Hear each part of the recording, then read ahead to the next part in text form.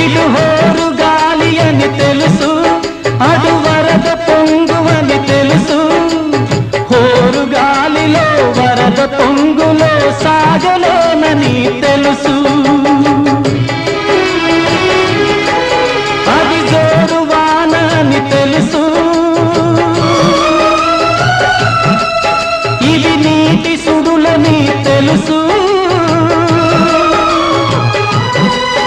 అది జోరు వాన అని తెలుసు, ఇవి నీటి సుడులని తెలుసు.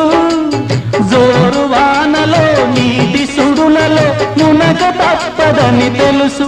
అయినా పడవ ప్రయాణం తీరమెక్కడో గమ్యమేమిటో తెలియదు పాపం, తెలియదు పాపం.